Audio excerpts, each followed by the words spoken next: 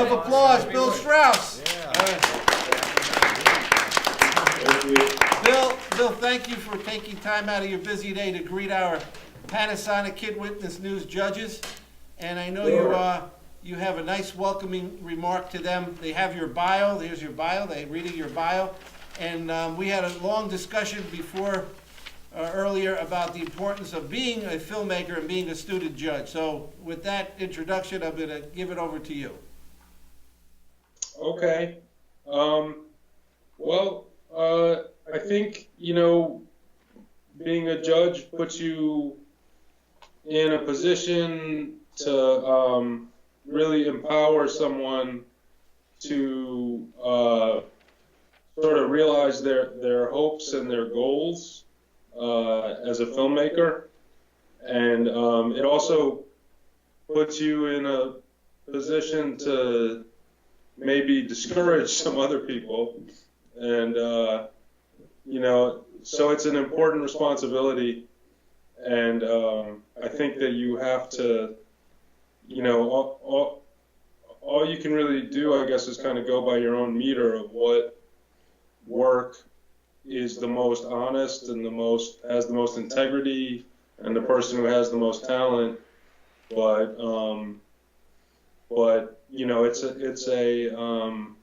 it's sort of like a profound thing, it's like that, it's a sort of a profound power that you have in your hands to like really influence someone's motivation and self-confidence in a way. And so it's not really to be taken lightly.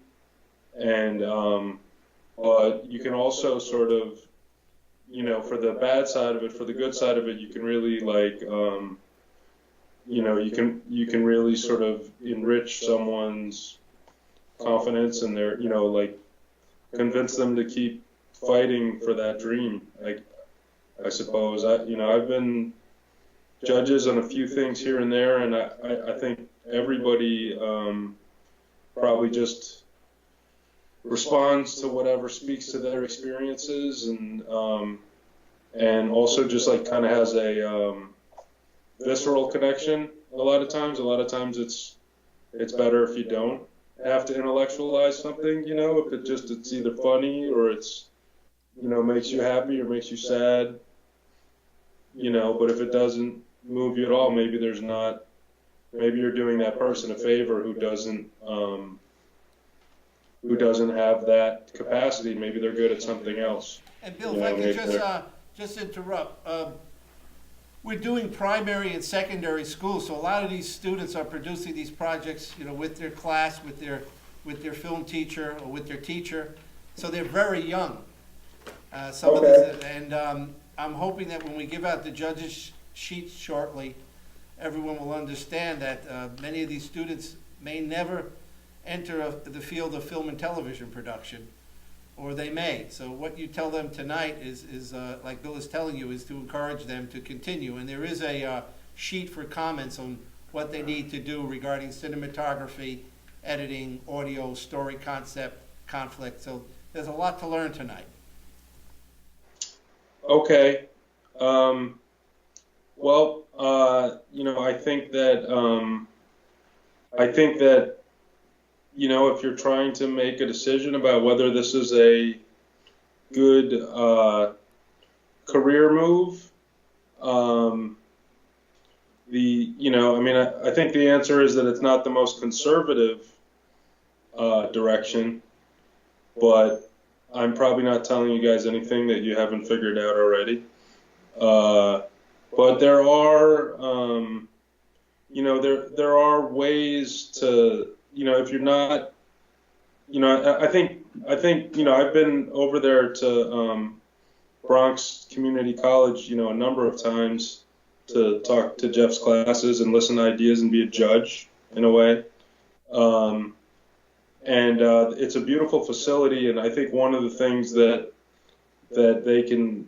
Jeff can teach you, and that becomes apparent to students there, whether you guys end up there or not, is that there's a lot of sort of other avenues in the entertainment business that can sustain you. be it as, sort of more on the technical side. And I see Jeff really teaching, be it an editor or, a colorist or, something in post-production, a cameraman, so you guys are interested in. So there's a lot of things where it's somewhere, where it's more craft, it's craft and it's skill, and you can, so there's a lot of choices where if you can find yourself that kind of expertise, it might make sense to do that, and as well as your dreams as a director, have something to fall back on if you want to be a director or a writer. That's where you're getting into the territory of sort of like a difficult road and not as conservative of a choice. So, but there's a lot of opportunities in the entertainment industry and sort of on the production side that are skill based. So I might, and it sounds like there's a lot of interest in that room. So I think that's a good avenue. Bill, before you go, several students in the class have seen Straight Outta Compton more than once. Okay. So would it be all right if you take one or two questions from the audience, from the judges? Yeah, of course. Okay, who's first? Richard? Oh, no. Karan? Go ahead. Stand up and introduce yourself. Hi, Karan Henry. Nice and Hi, loud. Corinne. Hi. I would like to know what kept you so driven and, that passion for 15 years on this project. I kind of always believed that it would be as big of a success as it has been. So, and it was worth it. So I think that that sort of belief in the story and their legacy and how much it would affect the generation before it, the generation after it. Like I thought it was, I always knew it would be a big movie. I think that's it in a nutshell. So it's the idea that's within you that kept you driven. Yeah. I mean, and I think a lot of people around me also thought it would be a big movie. So I think it was, sort of, it was one of those things where everybody was like, had stars in their eyes whenever the topic came up. So I think people always knew that it's amazing that the only people that didn't know were the people who run the studios until we got to Universal. But so many people seemed to realize it was a big opportunity. So yeah, I mean, yeah. Thank you, Karan. Stand up, Richard. Yes, How you doing? Yes, O'Shea Jackson Jr., I believe that's Ice Cube's son's name. Yeah, Yes, it is. Yes, as far as his character and him portraying his father, was he very critical as, like with the staff as to how they're supposed to act? Because I'm assuming like there are a bunch of celebrities who have offspring who portray their parents who in a certain type of way, and I'm pretty sure like they're very critical, and they like the current O.J. Simpson movie, little TV series that's on television. Yeah, I haven't seen it yet. Yes, I've heard that he is willing to sue if his character was portrayed in a very derogatory fashion. So I was just asking to see if was his son very critical on set? I was only, I live here, so I was only on set I went out there for a couple days when they were filming. So unfortunately, I can't really, I wasn't really privy to that and to his prep, but I've heard, I mean, like any fan could do, I've kind of heard them talk about it, and I think it was sort of like a personal thing between Cube and his son, in terms of him saying, no, I said it like that, this is what I was thinking, but I think, I mean, so I think it kind of came naturally to O'Shea because he grew up in the same house as him, and he's his son, and he looks a little like him and talks like him, and so I think a lot of it probably was just when it happened, a lot of people were like, what is Ice Cube doing? But then I think Ice Cube was Cube was right in the end. And then the other part of your question, about, is it OJ's threatening to sue if he's not? Well, I've heard stories like via radio. So I just overheard it one day, and he was claiming that if his character was portrayed in a certain fashion that he didn't approve of, that he's willing to sue if he finds something out of place or whatnot. Derogatory, yes. Yeah, no, I mean, I think that's something we're dealing with Jerry Heller. And the sort of the conventional wisdom on that is that if it's been in a newspaper or a book or been annotated, then you're okay on legal grounds. And so, I mean, there was a lot of that with the O.J. Simpson case, but the Jerry Heller's suit has been interesting because he's saying he can't work in music anymore. I guess I should say I actually wasn't named in the suit. I was one of the few producers who wasn't. But we've sort of inhibited his ability to work as a music manager, which is a different. I don't know how OJ could kind of work that, but we'll see. We'll see. That's an interesting case. I wasn't aware of that. Richard, thank you. We have one last question. Say your full name. Hi, Bill. Jaden Glassford. It's a two-part question. I just want to get your Okay. reaction. Jamie? Jaden. Jaden. Okay. Jaden Smith. Okay. Just better.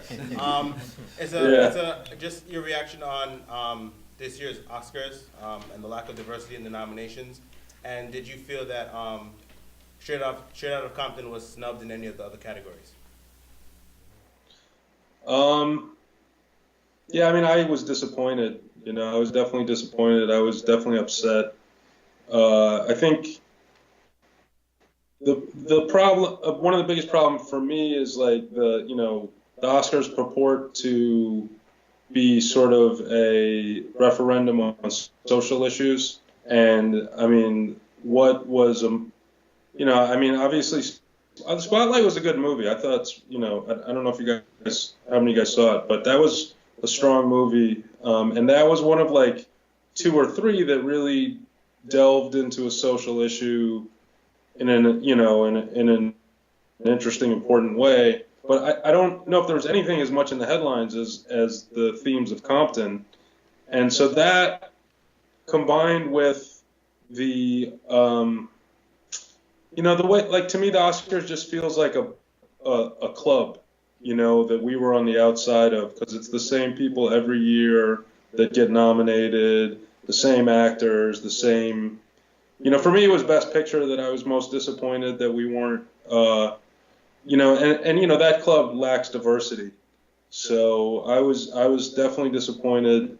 I definitely think, you can use the R word a little bit, racist. And I think that,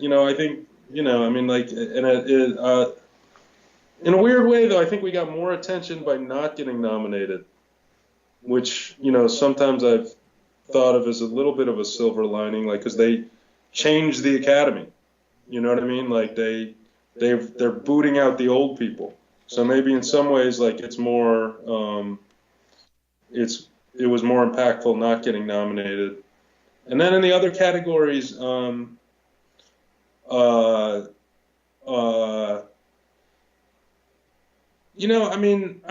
terms of the technical categories, nothing's really jumping to mind. I don't know enough about sound editing. Like, maybe Jeffrey could speak to that better than I could. Like, those kind of things, and editing, maybe. Really, like, really some of the acting. What's Mad Max took off everything. Took all the. Yeah, I really thought that was just like a glorified music video, that movie. I mean, it really, but I mean, it was a good glorified music video, I guess. Bill, I'm sorry, we have one. We thought this was the last question, but we have one last question, and it's a short question, right? Yes, sir. Okay. Go ahead. Quick question, Bill. Will there be a Straight Outta Compton 2? And did they decide after, or they were making, right when they were making Straight Outta Compton 1? And give me your first and full name. My name is Ryan Tony. What's your name? Ryan Tony. Ryan. Ryan. Okay. I don't know is the answer. I mean, I've heard those rumors as much as you have. You know, I think there's not, you know, I mean, there's no more NWA when the movie ends. So it's probably the story of Dre and Snoop and Aftermath and Suge and everything. If it happens, and the movie made $200 million, so nobody's going to be surprised if that happens. But I haven't, you know, as an insider, I haven't heard that that's real. But there have been a lot of rumors. Okay, thank you. Everybody, round Sure. of applause for Bill Straus. Thank you.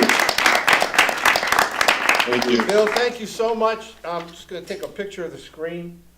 Okay, let me get the poster in there. Good. Hold on. I got Okay. it. Hold on, one more, guys, and then we'll let Bill go. All right. Bill, looking forward to see you at the 23rd Annual BCC Film Festival on June 9th. We're gonna give you, Okay, you have June 9th to work. VIP seats, and please do not invite Chug to come. 'Cause we can't do what they Okay. did at the Oscars, man. They had him tied up in the back. I don't think we can do that at the Bowtie Cinema. But anyway, Bill, thanks again. Can I bring the bear? Yeah, the bear is I like good. that the bear was at the Oscars. Leonardo I like that DiCaprio and the bear. Yeah. Another round of applause. Okay, Thanks, thank you. Bill. Take care. Okay, take care.